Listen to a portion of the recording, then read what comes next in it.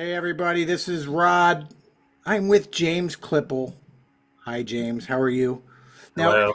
if you do not know James Klippel, so some of you know James Klippel as a musician who plays with lots of other people and lots of really good bands and lots of really cool little projects. Some of you know him because he's Mr. Winter Parks. Some of you know him because he's a good drum teacher, keyboard teacher, songwriting teacher, whatever teacher, guitar teacher. What else do you teach? You teach Uh, dance, Bass and bass, dance, no dance, not really. saxophone. No, I leave out the saxophone. Yeah. So he's an educator. He's a musician. He's a songwriter. He's a producer. He does a lot of cool things better than a lot of people, cooler than a lot of people, certainly. Better than me in a lot of cases because all that technology stuff that you understand is like I'm a boomer in your presence. So anyway, thank you for doing this. I want to get your story because we have not gotten your story because you may be the hardest working person other than Liam Galliano in Adamstown, PA, and I need your story. So, where did it all begin with you and your music? It began with me with musical theater and David Bowie, and um, getting my first audio interface when I was like 15. All right, so musical theater, what age are we talking? Oh, probably probably a couple years before this, which maybe 12 or 13. That's disturbing. Yeah, Because I it met is you when you were like 15 or something. right. That's disturbing. So it's disturbing people because James, anyway, musical theater, what were you doing in musical theater? What in general? It's disturbing because I don't fit the archetype of the music theater guy, you know. But this was a production of Bye Bye Birdie. There's a handful of great piano players around here, and this one in particular, his name is Lindy Mack, and he was the pianist for this production. And to see him put a piece of sheet music up and just play, sight read it was uh, really inspiring. So Mhm. I was into that, but I think I had this idea in my head that music had to be this really structured thing and that you could only do music through notation. And so at least for that point, I felt like it was limited. I felt like it was complicated. It would take too long to get into or to start out. And it really wasn't until I had gotten that audio interface, which for those of you who don't know, it's just the USB device that you plug into your computer. That yes, that you can record mic, you can record quarter inch, Right. and your voice or your guitar or whatever. Um, I think I got this for like $100. It came with a version of Cubase, so that's I don't know if Cubase is still around actually, but back then it was more prevalent. Hmm. I tried recording a Billy Joel song, and as I'm doing this, I was like, So wait. how did you learn a Billy Joel song? At that time, it was probably through Ultimate Guitar or They had some piano. sort of They had online. piano. They had piano tab. Well, this one was still rock and roll to me. So when you think about it, like Okay. that's more like a guitar song, you All know. right. So what was your first instrument? It was probably piano, maybe a Okay. little. I mean, I had a guitar. What did you do first? I tried to pick up a guitar and play, and didn't understand it at all. And then years later, we found a piano and a guitar at a yard sale. They gave them both to us for $100. So I ended up kind of gravitating towards the piano more Hmm. than the guitar because I just didn't understand the guitar. It didn't feel as intuitive. Um, It is pretty hard. totally. So I still tell people, it's probably one of the instruments that I teach the most. But as far as performing, there's a certain level of nuance that gets lost if you're put in a live performance, like a public performance aspect where it's like I can play it in my room or at home or something and do some great things, but then the second that I have to be on stage, it's like the nuance is lost, and it is difficult to do some of the most basic things, it feels like. But yes, I stuck to piano and learned Come Sail Away was one. Hence we meet. Yes. Okay, so I auditioned James. How old were you, would you say? That was I was probably 15. So 15. So you started with piano. Did you learn piano like via YouTube? Did A you little learn bit of it? YouTube, a little bit of actually getting the music on music notes, and Okay. so the first kind of thing that pushed me towards where I'm at now is I would go on music notes and I would see these songs, or I'd go on Ultimate Guitar and I would see these songs and I'd be like, I really want to play these songs. One of two things would happen where I would go on and it would be like, this just isn't accurate, like this sheet music is dumbed down to the point of Not being useful. yeah, or Ultimate Guitar, it's like it would just be wrong, and I at least had a sense that this kind of sounds wrong. So that really pushed me at that point to immediately be like, okay, I can't rely on these two things as resources anymore. I got to shift to my aural skills and Would you hearing. say yeah? Would you say your aural skills like you're not that deep in this music trek journey when you're making these kinds of decisions? You could hear right away that it was wrong. Like the stuff that you get off of Ultimate Guitar is a crapshoot at best. Yeah, So, it can be used for good reasons. I think there's maybe I don't know positive ways you can use it, but you always have to take it with a grain of salt. I think. But I know this just because I've been at it forever. But you were at this for how long before you? Now this is all wrong. yeah, it wasn't too long, and I have to say even before I really cared about music, I was almost like a bit of a purist in a sense where I didn't want to listen to music. I felt like maybe there was too much of an emotional. It felt too like emotional recall. Like you walk into a place and you smell something, and it takes you back to something, and it felt like so I'm not going to say OCD because I don't know if that's right exactly, but I felt like I was really particular about like what am I listening to when. I'm still kind of that way, but before I listened to music, it was almost like no, I don't want to listen to anything. I want my experience to be as neutral as possible. I'm talking when I was like 8 years old. Now, I mean, you can't avoid the radio, or uh, I just have a vivid memory of being in the back of my mom's car, and I'm listening to this Sheryl Crow song, I Want to Soak Up the Sun, and I'm hearing the harmonies, but I can't exactly justify. I can't say that those are the harmonies. It didn't. I just You couldn't put a word to the idea. yeah. It's like I knew the voices were different.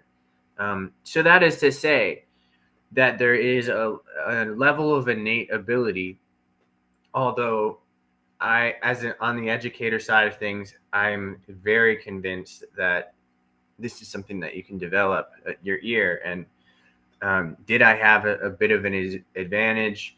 Maybe, but at the same time, I have been like obsessive about trying to get my ear to be like the best that it can for no particular reason. It's just something that I'm naturally drawn to, that I love doing, and I loved the little moments of like, oh, I was right. Like, is this the five chord? Is this the Right, right, minor right. five chord? And I would just get so geeked out about that stuff.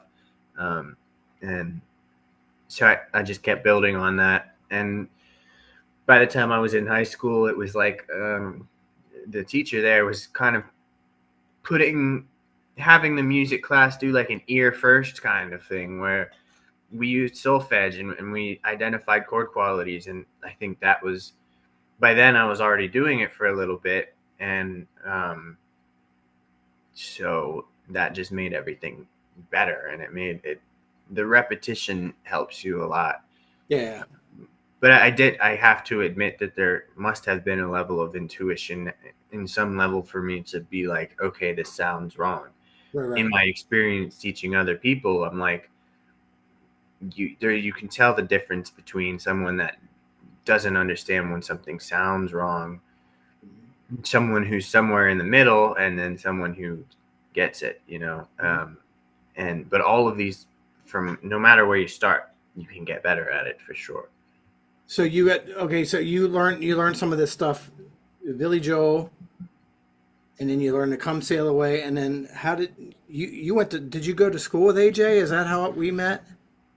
Yeah, it was funny. It was like I did my freshman year at Capital Area School for the Arts in Harrisburg, and uh, I think our class size was, there must have been 7 people in our class by the end of the year. So Really? my freshman year, and then my sophomore year was when they changed it to a public charter school.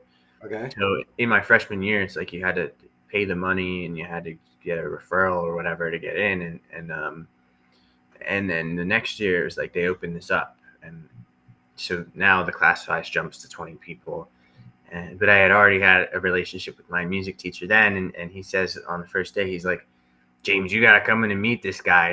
You're gonna get along with this guy, and I feel like we did. So one of the few people I feel like that I could go to a concert with and be like, oh, did you hear they went to the minor major Mhm. seventh chord? Right, So right. Yeah, that's your always your been, teacher was Mr. Boyer.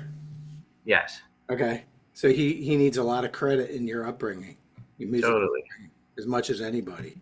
And I mean, he definitely has been frank with me in ways that no other role model did at that point in my life. So Mhm. that's more of a personal growth kind of thing. Okay.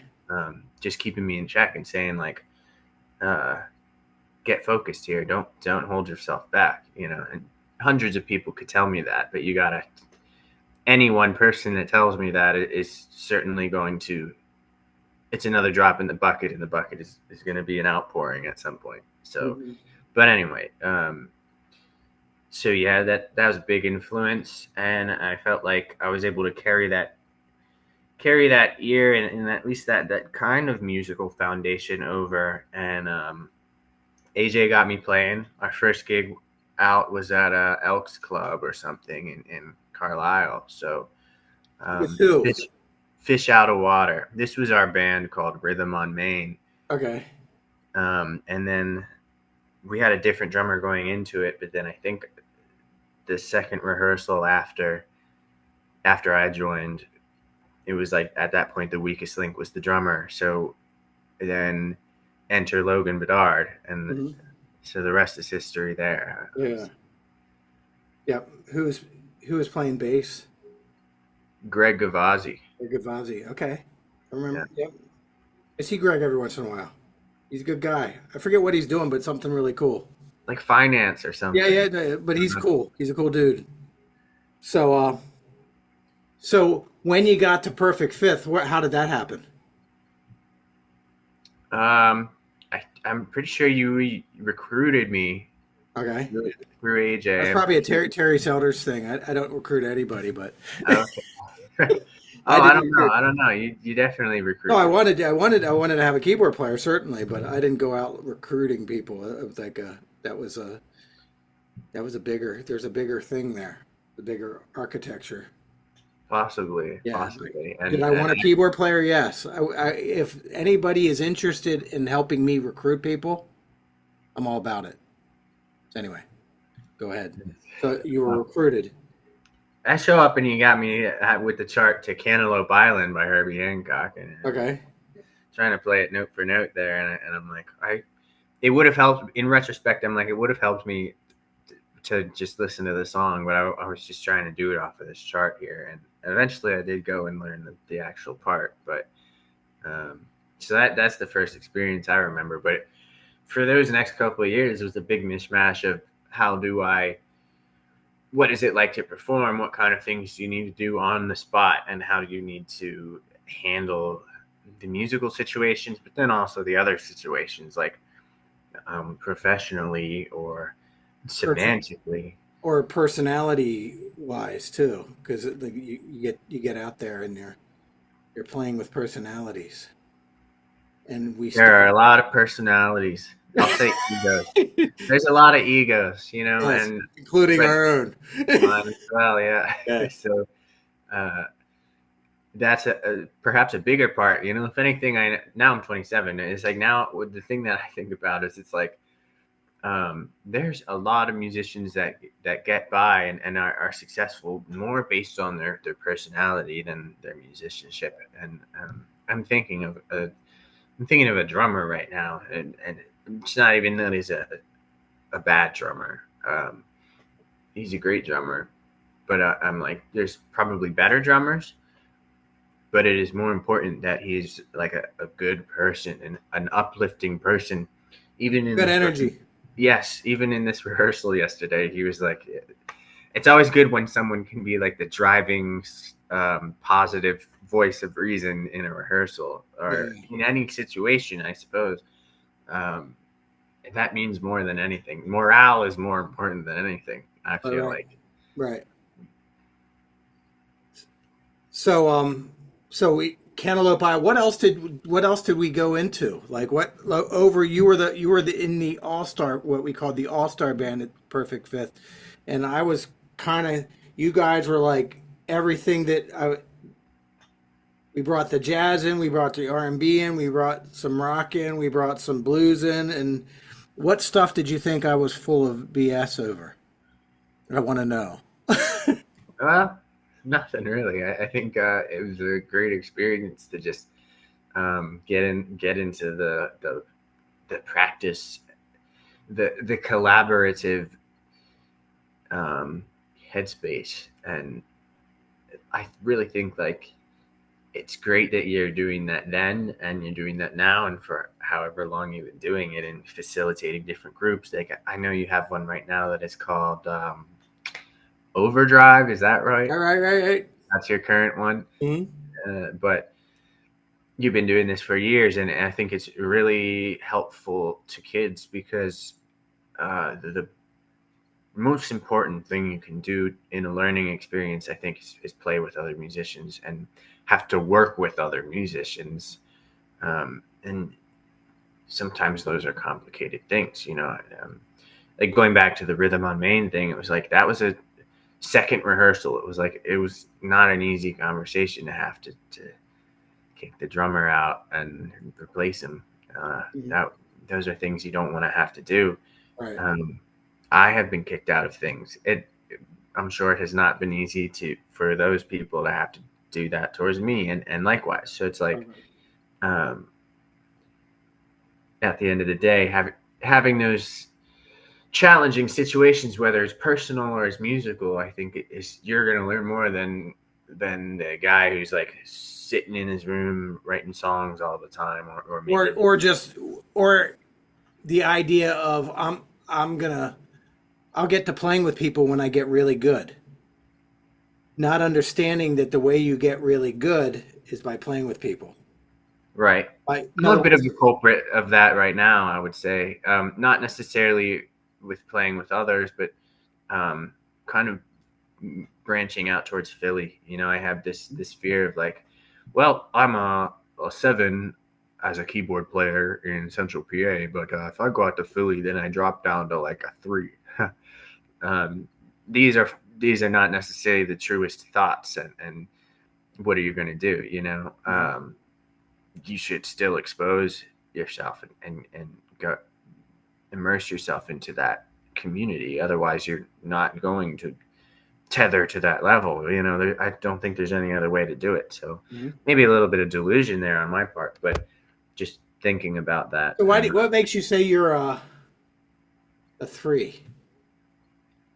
oh, just because there's like some badass players in Yeah, Philly, yeah. But do we but need? anywhere, But anywhere. yeah, check this out. Do we need a Chick Corea in every band? God no. You know what I mean?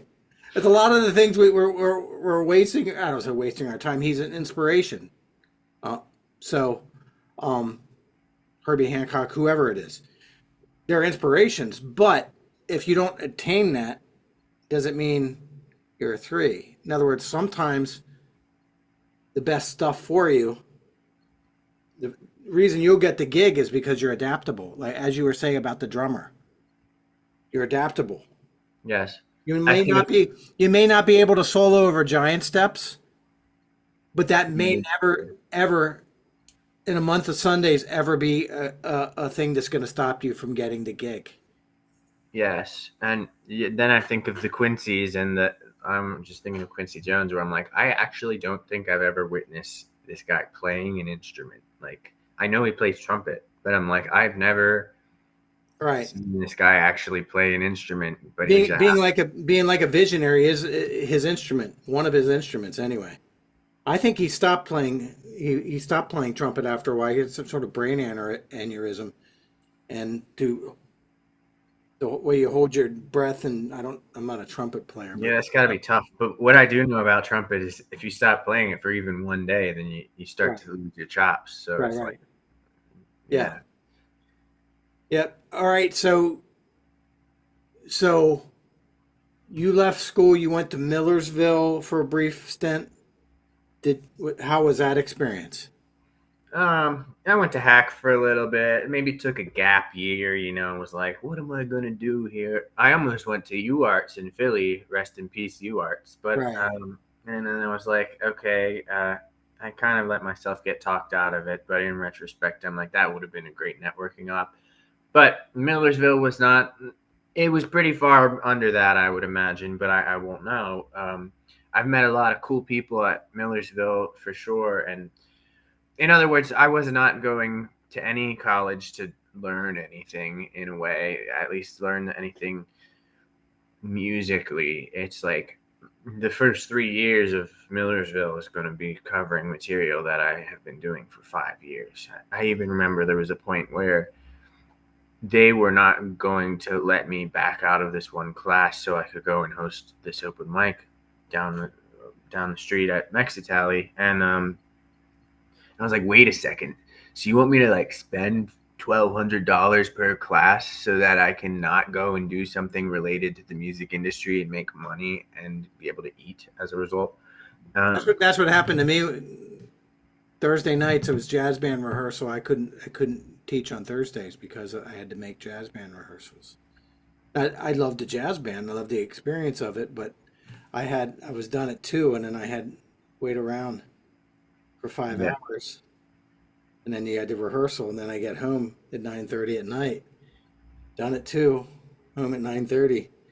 So I get it. I get it. In other words, on their end, they want you to have experience in doing things that you're not going to have experience in doing. In the case of me, this was 1999, and what other chances am I going to get to play in a big band? Right. And I think that's for sure But but valid with point. but with that said, I had to go. That was how I paid my mortgage. I was paying a mortgage and going to college at the same time. Right. So it's like you got to do what you got to do. And in this case, it was probably less that and more from, at least from my perspective, it was more like maybe I was like a little entitled and I was like, I'm not sure. Like, but it started to make me feel like, okay, I don't, maybe it was a mistake to go to college for something such as music industry or music in the first place. I kind of already had it in my head that I wanted to go solely based off of like a networking opportunity. And I feel like it wasn't a net loss, maybe. I don't know. I mean, the debt sucks, but it's like, uh, I don't think you can really put a price tag on certain connections. You don't even know. You don't know how that's gonna how the experience in the long run. Yeah, Right. because I know you that exposed you to a completely new group of people. That a lot of really good musicians came out of your Millersville. Yeah, it's like you think if you were to More so, A and more so than my Millersville. My Millersville, not so much. It was only school teachers, and I don't know if they were great school teachers. I don't know. there's a big part of that still in Millersville. It's like they have a great education program at Mhm. Millersville. So I've heard great psychology program and honestly a great music business program for That's people what who need that per se, I that's think. what I got my degree in.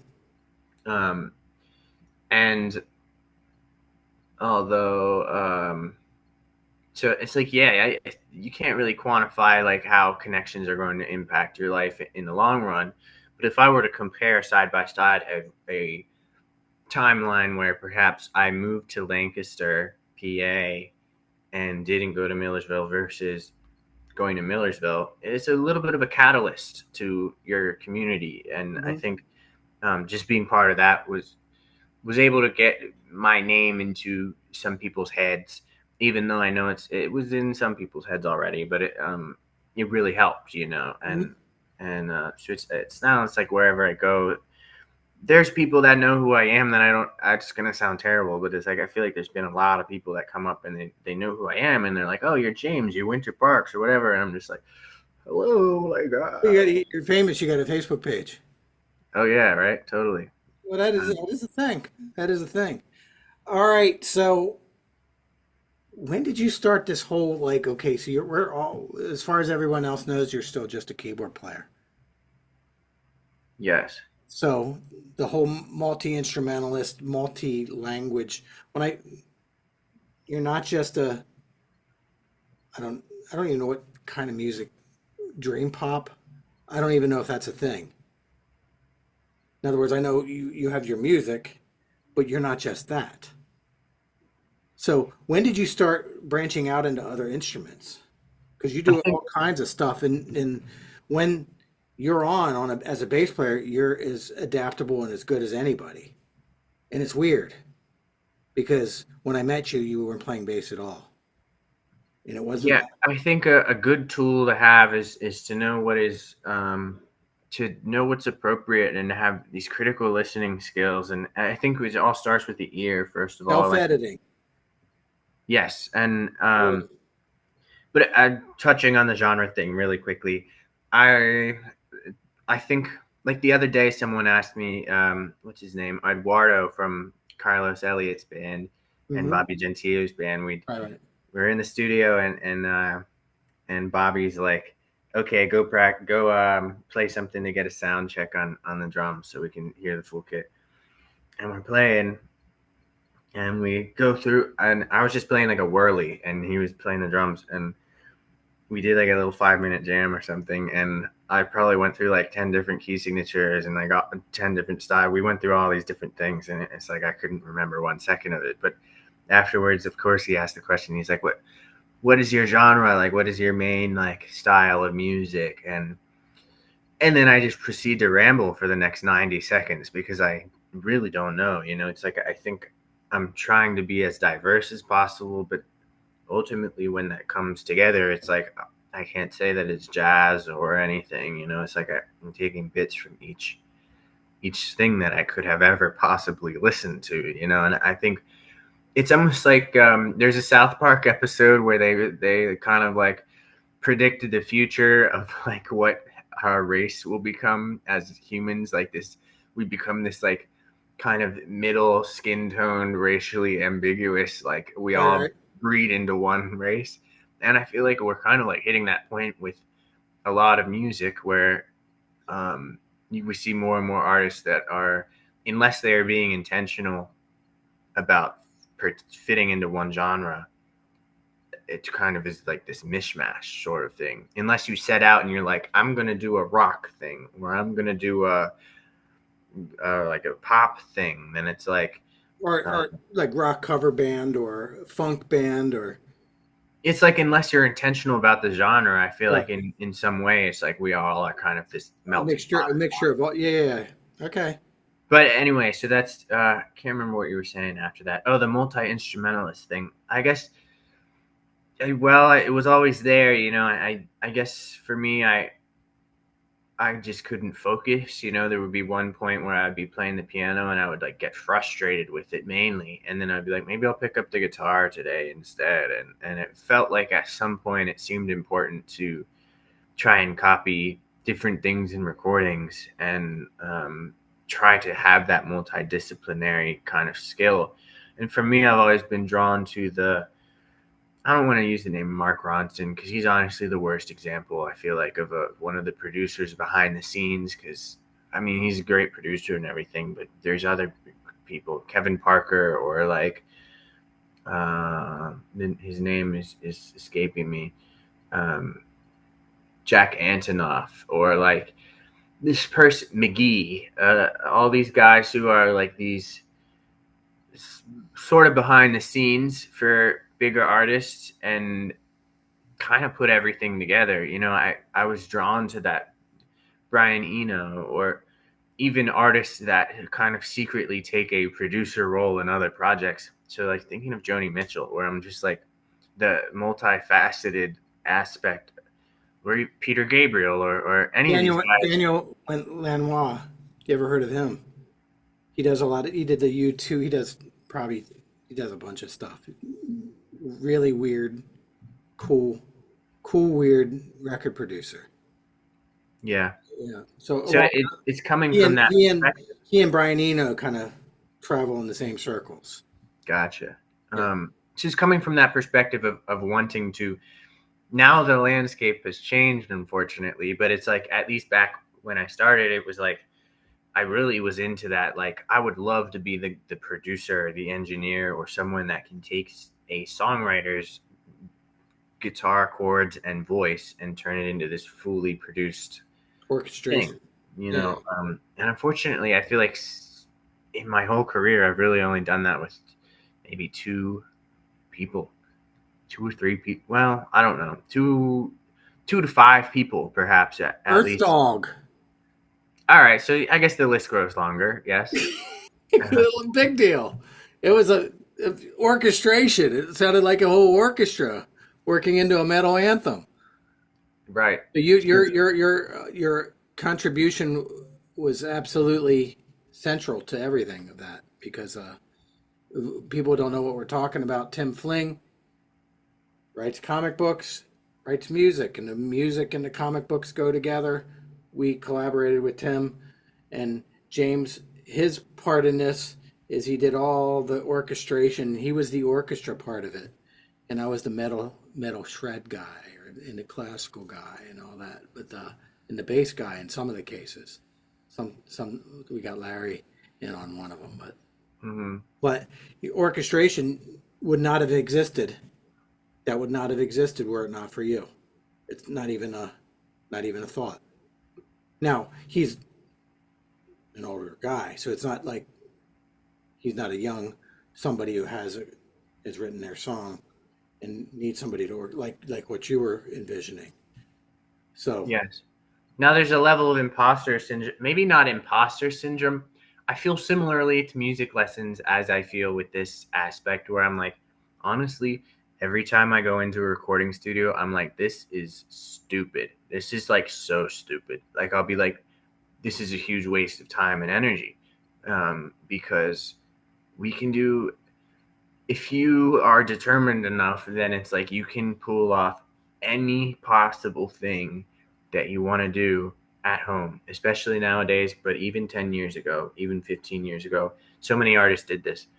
Paul McCartney, Wing, Band on the Run. But it's like Africa. totally, yeah. Chicago. No, I'm just saying he recorded that thing in Africa. Oh. That Band on the Run album. He risked his life, and big story about that. But that's literally what Band on the Run. He lost all his tapes. Had to rewrite all the songs. Yeah, I do remember reading about that. The demos, yeah.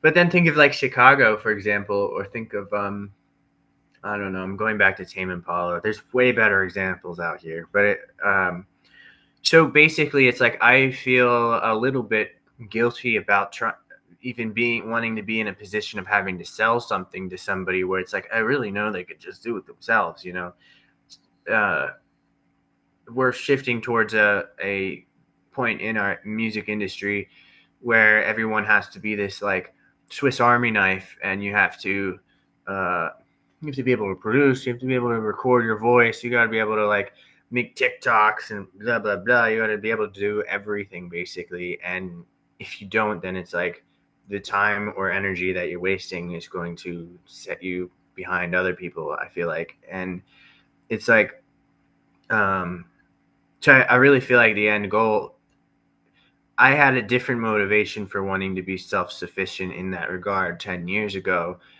but it has become probably pretty useful nowadays, even though I don't necessarily always do anything with it. So thinking about my actual output or productivity is not where it could be given the amount of skills that I have. But then going to the music lesson side of thing, I'm kind of like, that feels very similar energy where it's like, uh, everything that I learned, not necessarily was self-taught, but it's like it had to go through me. You know, it's like I had to learn it. It's like if I don't learn it, then I don't know it.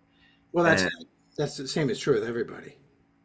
yeah, Yeah. uh, right, The right. stuff that we have, the stuff that we have, as you said, you obsessed over. These are Yeah, it's like I these are think things that you're certainly there's things that you had talents that you didn't have to work as hard at at some things as you did others, but you had to you obsessed. These are the things in your life that you obsess over. there's a level of drive that it is like sometimes I will get a student and I will be like, they don't have the inherent drive to want to learn this thing, and that's going to really hinder their ability to learn it. You know, it's like there has to be a level of passion. Passion is going to make it 10 times easier to learn something. It doesn't matter what it is. If you're passionate about It's going to something, make it possible. yeah. You And don't have the passion. otherwise, You don't have the passion. You're not going to learn it. but it makes me feel like in teaching music lessons that a lot of people, the reason they're doing it is because they don't necessarily have the drive to be self-starters with it and find the information themselves. In other words, it's like I feel like a majority of the things that I have learned are things that I was seeking and I was attempting to learn, whereas a lot of students, whether I want to like acknowledge it or not, are taking lessons because they are like, I need someone to spoon feed this to me. And it's like when I had to go learn E minor chord, it was like that sucked. Playing E minor or F major or whatever, I had to get through all of those things. And I think um, kids are gonna have to do this anyway. You know, it's like you're gonna have to do it anyway. I don't know. It's something that has baffled me because it makes me, maybe it's a little bit of imposter syndrome where I feel like I shouldn't be teaching lessons to these people. Like if they're not passionate enough to That have might the be that drive. I would have to agree with you. It's like if they're not, maybe it's better for us in 2025 to reserve our energies to people who have the passion to take direction from you. So the stuff that you're teaching them, take direction is not bad. You giving them direction is not bad. Them you offering them direction and they ignore it and don't or are lazy about it or don't care, then you don't have to teach them.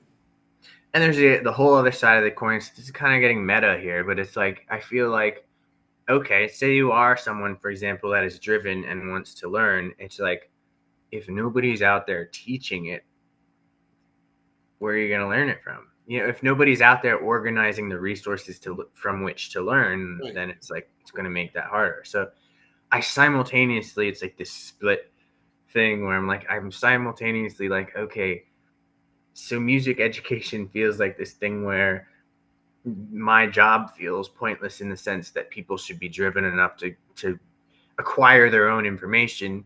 But then I'm like, it's the most important thing because it's like if someone is actually driven to acquire the information, where are they going to get it from that is a reliable source? And especially with music, it being a language, it's like generally generationally passed down, and it's like a spoken story where it's like um, if not for the people that are teaching it, yeah, there's books and things, but that's also language. It's like someone had to write that. But so it's like passed down in this way, and Some that would people not. aren't lucky enough to have access to those kind of people. Like I didn't have access. I had a guitar teacher who saved me. One guitar teacher. I mean, I don't know, 1987, how many billions of people there were in the world. There was one person that We didn't have the internet. I couldn't say I couldn't go to YouTube University. I didn't have access to lots of other things. So, so what do you, as you as an educator, are different because the people that you like when you first got started, you said you were looking at this guy and My Fair Lady. Is that the name of it? Name of the show? You said you're a theater kid. Bye bye birdie. Okay. Bye bye Birdie. Bye bye Birdie. Okay. So he was reading all the music right Mm. off the sheet. But that's not something you do. You're a different kind of music teacher. What values do you have? And you do have. What values do you have? Where is the place for um, your training? Where is the place for learning different styles? Is there a place in your music education for note reading? All that stuff. I will answer these things. One at a time. Going to this is kind of answering the last thing we were talking about, and also segueing, but whether 1987 or 2025, it's like the music educator or the teacher makes all the difference. And for me, it's people are everything. There's not a single thing that you can look at, interact with, or anything that is not directly related to at least one person. This couch that's off screen, it's like someone had to make that, someone had to design that, blah blah blah. So it's like people are everything, and it's like that one teacher could change the trajectory of your life drastically. So it's like so much responsibility there. Oh, it makes you a little as a teacher, at least for me, it makes me made me nervous at first, because it does feel a lot of responsibility, But and it's an important job. yes, You don't take it lightly, and I appreciate that. there's a lot of pressure that goes into it. In I think just my experience, I had to stumble upon through getting my interface and realizing that music was not going to be this scary thing, so to speak.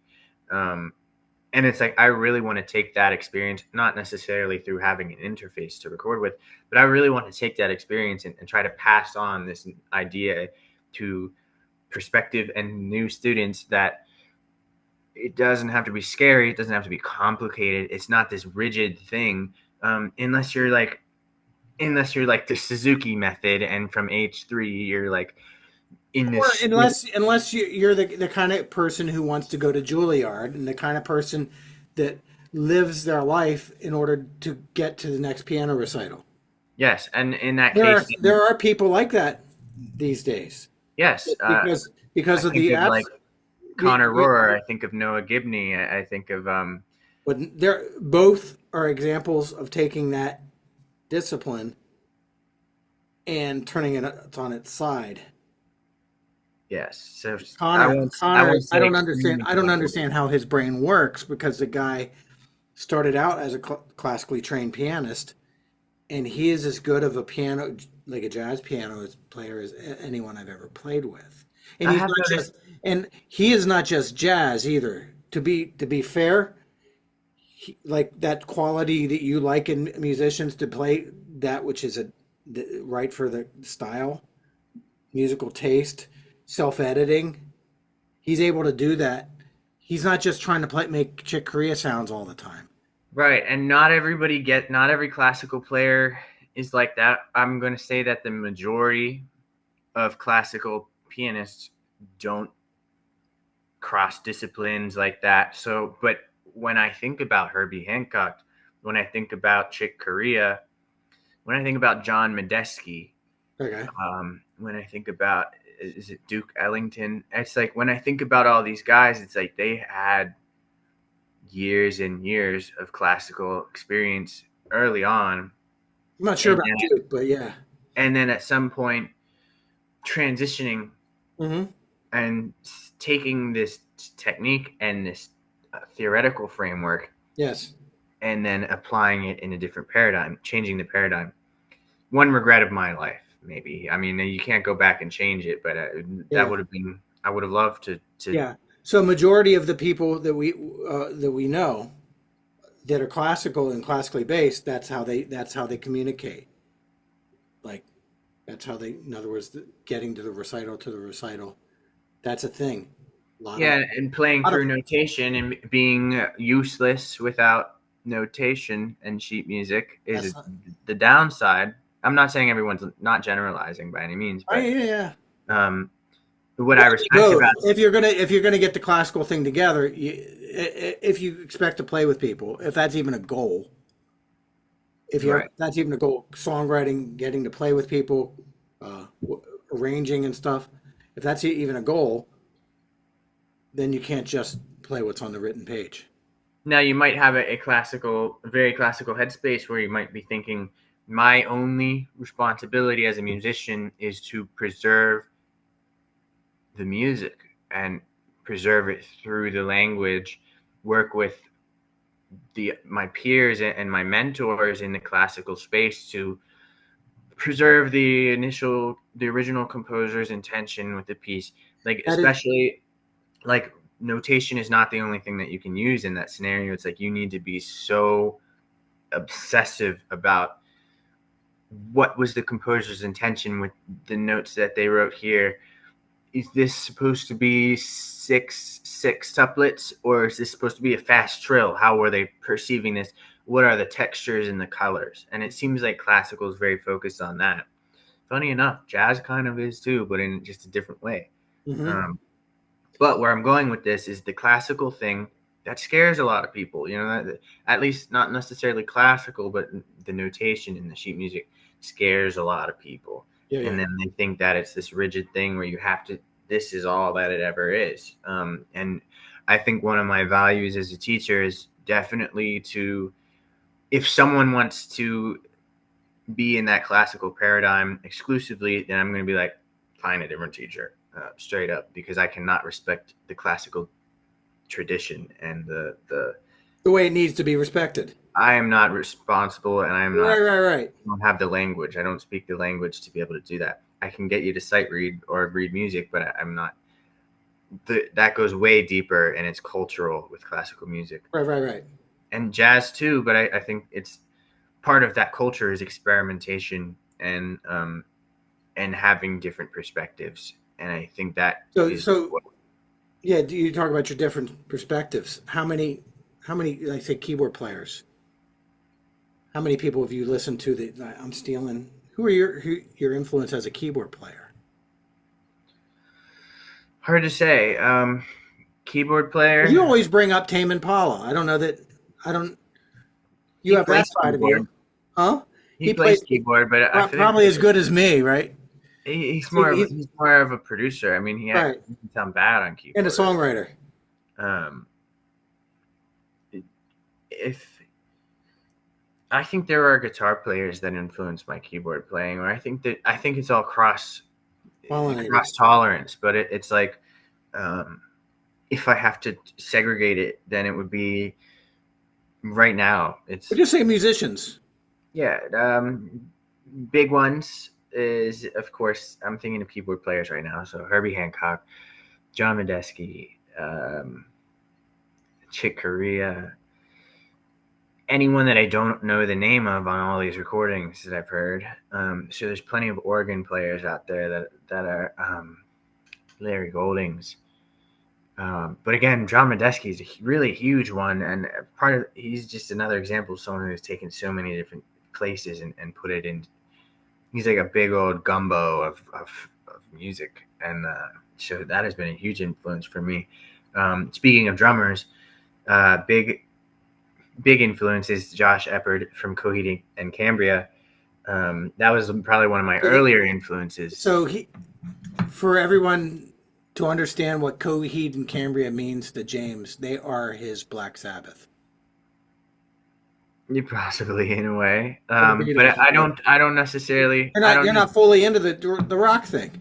They are not fully rock. I think Yeah. people know Welcome Home and they're like, oh, Welcome Home, like this is heavy, but it's like Claudio Sanchez, the main dude of this, is a songwriter first and foremost, and Comic book um, writer, first and foremost.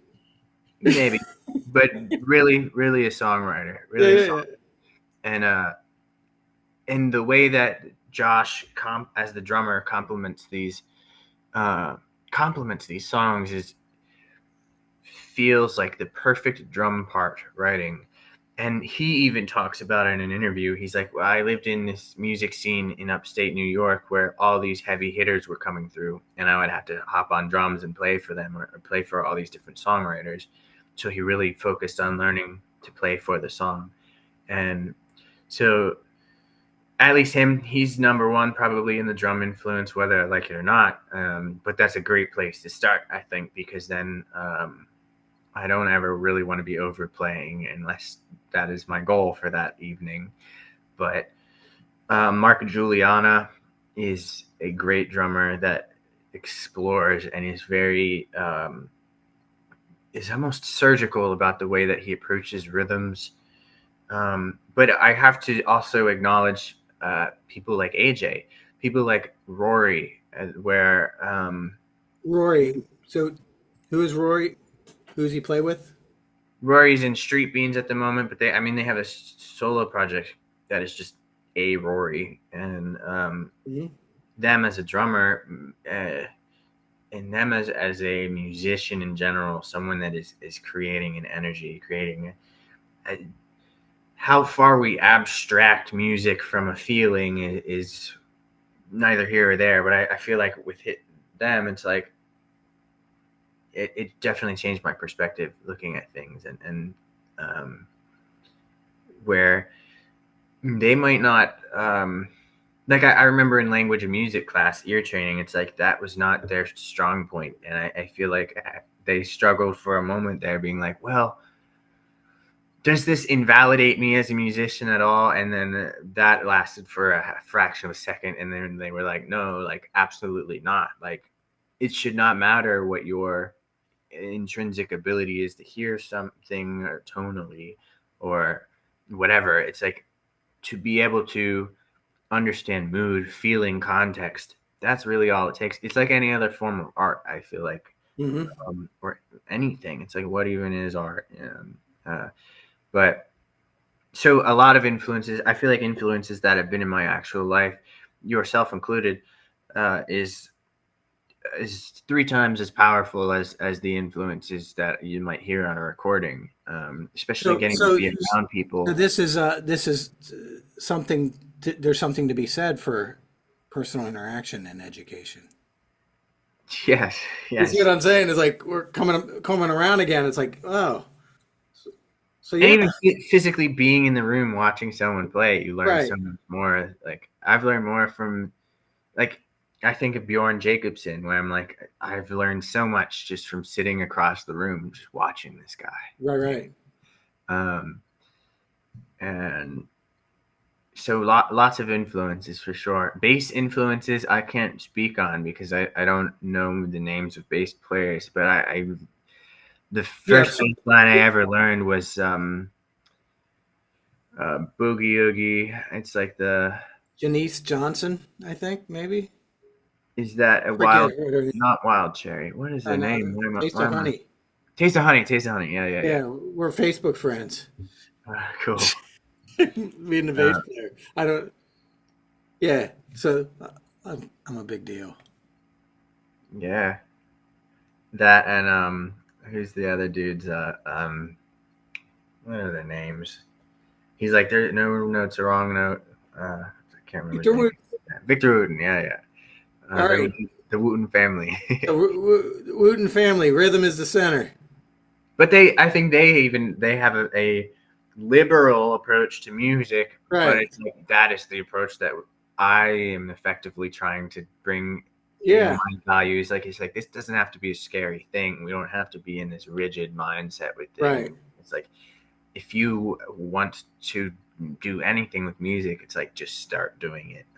This is one Right. of the areas in my life where I don't over intellectualize and freeze myself in action. I think music is one of these places where it's like you do it, Right. you learn it by doing it, and Right. Right. hands-on experience. So I want that to translate to the music education world. For me, is you just gotta do this, however you're gonna do it, and we're gonna figure out together, teacher and student, how what you're doing and how we can make it cooler, I think. And how at times we can reproduce that effect, because sometimes like the whole purpose, like when you're playing with people, the ability to improvise helps us to repurpose ideas we've learned in other places, in other songs.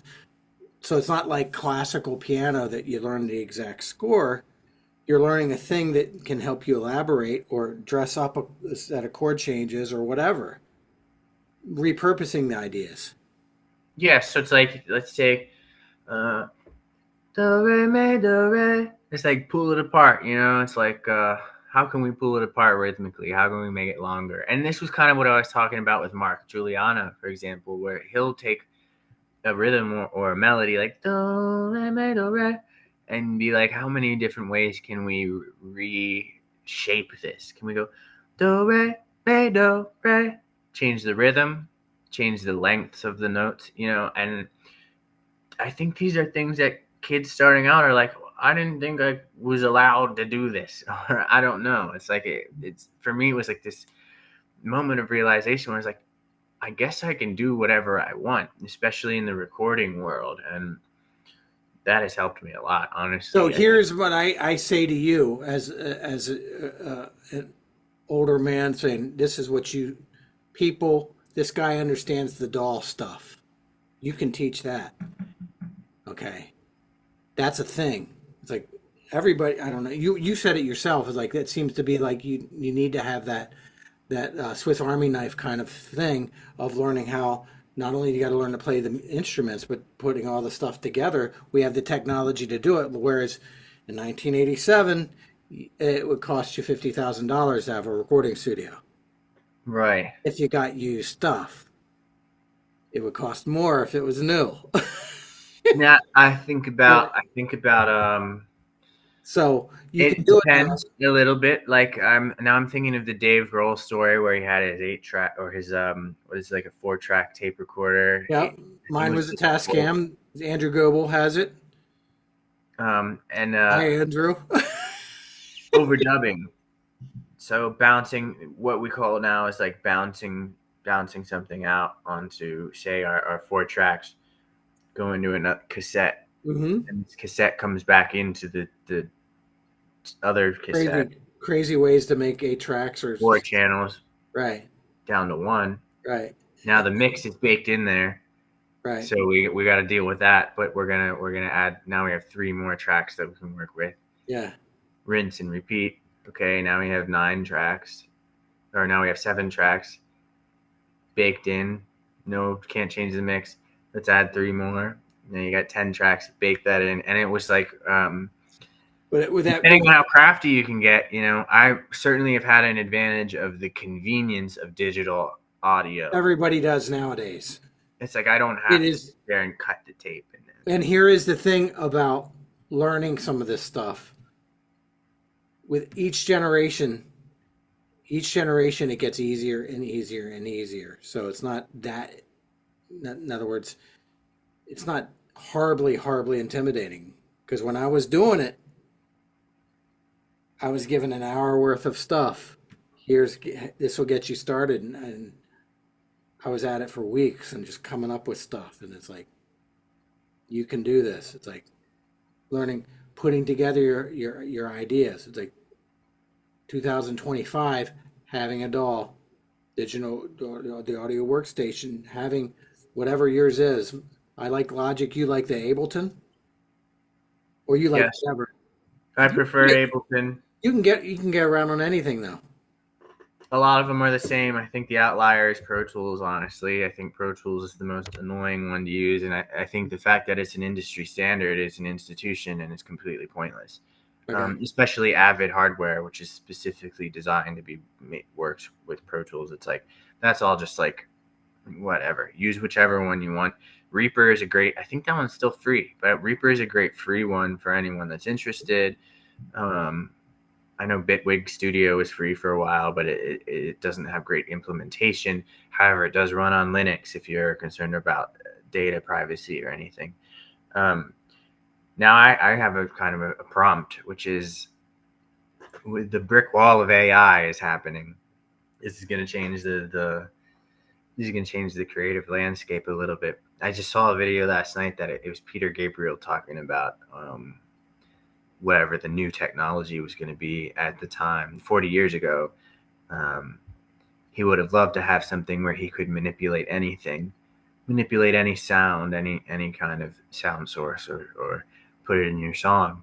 And it's like we have that now with digital audio, because it was not a technology that was very widely used.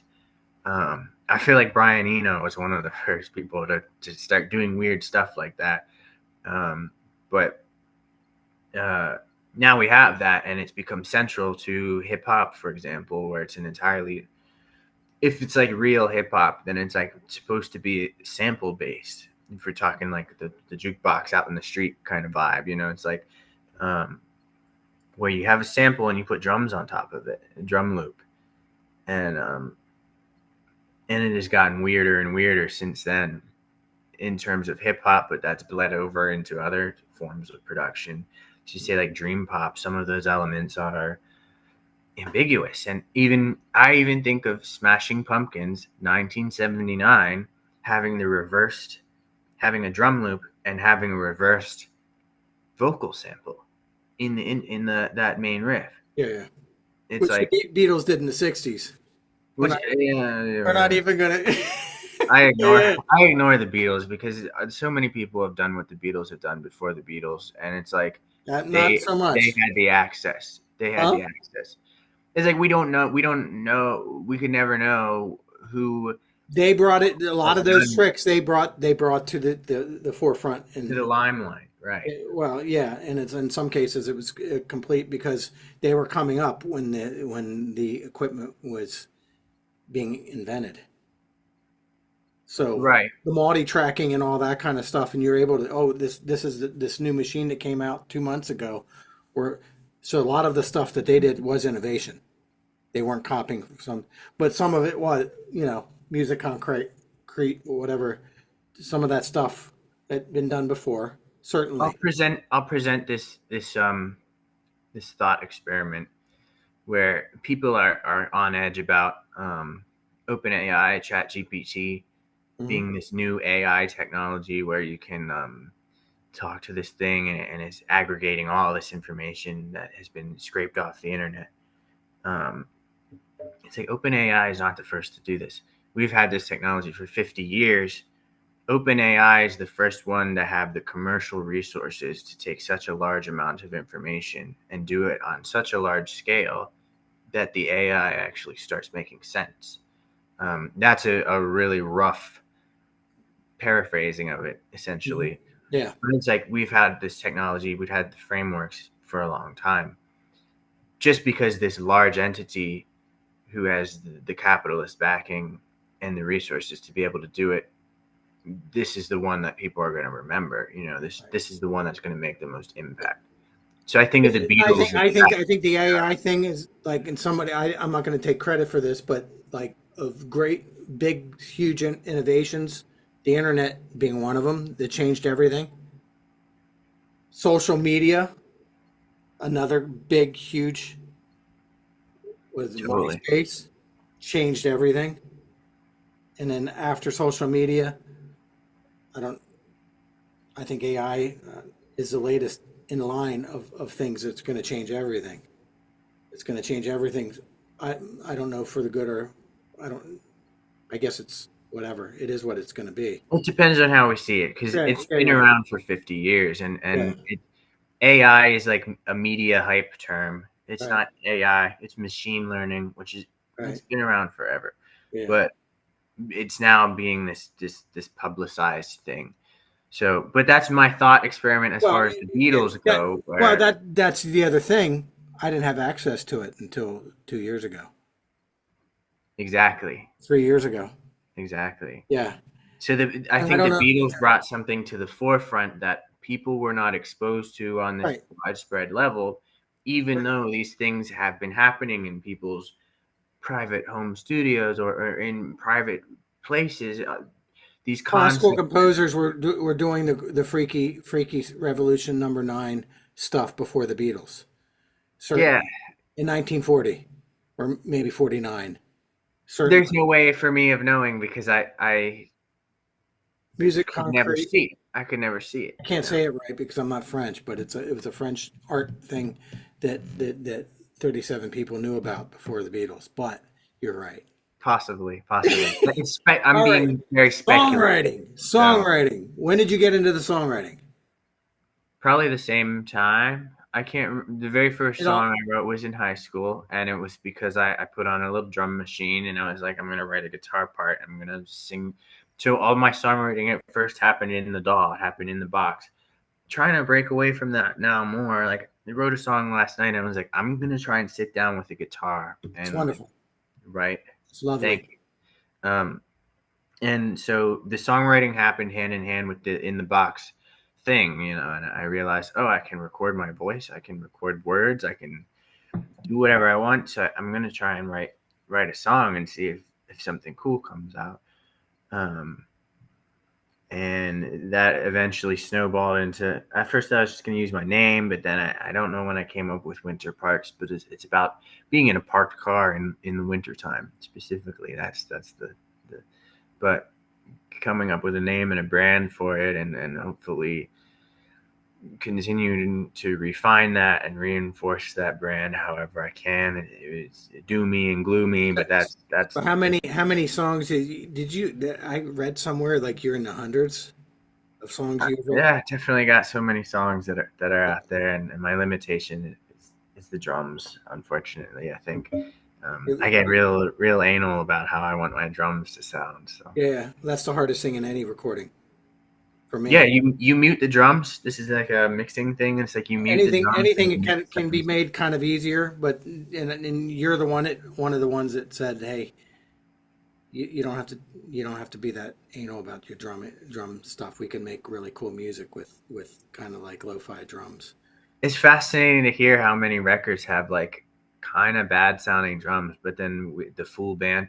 I'm thinking of the recording Maggie May by Rod Stewart right now, where Yeah, it's like that the recording quality on those drums is not stellar, yeah. but whoever was thinking of that when Rock it and was, roll.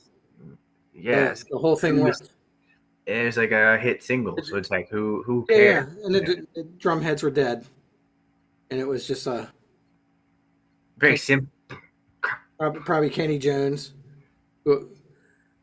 Yeah, yeah, dead drum heads, doll drum heads. Yeah. So, what advice would you have somebody for a young student who wants to get into this writing and producing, songwriting and producing those songs? Um, I mean, seriously, like an interface is so cheap nowadays. You can get one for like $100 or something, especially like Facebook Marketplace. Literally, you get your parents to buy you a laptop, or find a cheap laptop, get an interface, and get some headphones. And I'm like, Just start experimenting. even simpler than that, you know, it's like like Steve Lacy is an example of someone that used GarageBand on his iPhone, and they're great apps too. You know, I never had like the Mac ecosystem, but all of that stuff is so versatile and useful. I remember having a student who would bring his iPad down, and we would make tracks on his iPad, and Mhm. that was like the lesson for a while. Um, and you gotta learn to do it. I think what's the first thing you should focus on developing as a musical skill is listening. So that just means if there's like an artist that you really like, or there's like figure out who are your artists, figure out who are your influencers in the music world, figure out what songs make you be like, I really want to listen to this song over and over again, and then listen to it intentionally. Like listen, be like, how is he singing this? How is he delivering this line? What's the bass doing? What is a bass? I don't even know what a bass sounds like. I don't Right, even know what the kick drum sounds like. What am I hearing? Can I dissect this in any way? Maybe you right. write down what you're hearing or something. I don't know. Critical listening. The listening, I feel like if that comes first, it's going to make you so versatile in every other area in production, because you're going to have this decision process in your head. Maybe it's not the same for everyone, but I think if you develop your ear, it's just going to make everything else easier. And if you're struggling to do that, then it's a matter of self-investment, I think. And I had maybe a slight upper hand. I don't know how it works. I don't know how perfect pitch works. I don't understand.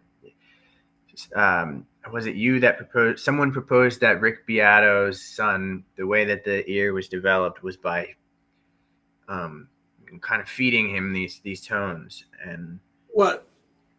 And this is what I've heard, and I don't know that this is science, and somebody can correct me. That if you get to a child under the age of 5 and have them sing and have them being exposed to music and sing the music, and music is not a foreign thing to them, then they have a better chance. They have a better chance of developing a good ear. And I'm not necessarily saying perfect pitch, but at least relative pitch. Can you match pitch? My first earliest memories are singing the Beatle and Beach Boy 45s. I don't have perfect pitch, but that is like a record player. You put the 45 on, and it was. My mom had a box full of 45s because she did stuff for animals, like stray animals and stuff like that, and a box full of 45s, and I would pick some of these out and I would listen to them, and so as a result, I had an advantage that I could match pitch as right. As a 5-year-old. That I have 50-year-old students that have been working on this for all their musical lives, and they can't do it. It's not just 50-year-olds; it's lots of people can't match pitch because I don't know that it's an important thing in people's life anymore. Okay, but Yeah, it's interesting too. Like, but Rick Beato's life, it is absolutely essential, and he exposed his right. kids. Rick Beato himself is a man who's taking from classical, who's taking from jazz, who's taking from AC/DC, who's taking from Sting and the Police, who's taking from all these different sources. He brings that into his household. That's a part of his everyday living. The kids in his, of course, what is his kid going to do? His kid's going to develop, and it's just play. It's playtime. Totally, totally. And it makes me think of my dad, and it's like his music would be a lot of it's like the stuff you hear on like 92.1 WTPA, 96.1 WSOX. So these local radio stations that would play, some of it was like grunge, some of it was rock, some of it was like the classic rock, and that was a big part of my early listening, I think. Right. Some of that before the age of 5, some of it not. The earliest memory of a musical experience is probably those what are they? The toy things that are put in your crib or whatever, and they play like a song. So you remember that? I remember the song. I remember the melody of the I song. don't remember any of that. Yeah, earliest ones. Yeah, that was my earliest was in the building I'm in the basement I'm in now. Oh wow! The spinning record player. Yeah, over where my keyboard is now. I guess it's different now since you've repainted the walls and got the acoustic foam panels. So, all right, James, we got to do this more. So yes. What are you doing? What are you doing? How can people get in touch with you? Okay, you're teaching music. You want to study with James? What can we do? How can they get in touch with you? And what are you teaching? You're teaching guitar, bass, keyboards, songwriting, drums, rhythm. If there's anything musical, I can help you out with it. Yeah, you can find me. New generation music education kind of thing, as you said it right. It's like, if you want to do you go right to the classical stuff. There's people that have invested their whole lives at that, and you should study with them. Yes. Otherwise, if you want the zillennial experience, go my That's the way. thing, Zillennial. I've been using it because I'm like It sounds cool. right in the middle. I'm right in the middle. But Okay. yeah, James O. Klippel, Okay. Facebook. Okay. That's my Gmail, my email account. Okay. Phone number. Give me a call, shoot a text. Find me on Facebook. Instagram is Winter Parks, and yeah, check it out. I'm open for the gigs, for These the lessons. and in the future you can study with James via the virtually. He will be doing this. He will Yeah, be maybe I'll start using Zoom more. I don't yes, know. yes, he will be doing this. Yes. All right. Thanks so much. All Thanks so right, much. thank you. Later, everybody.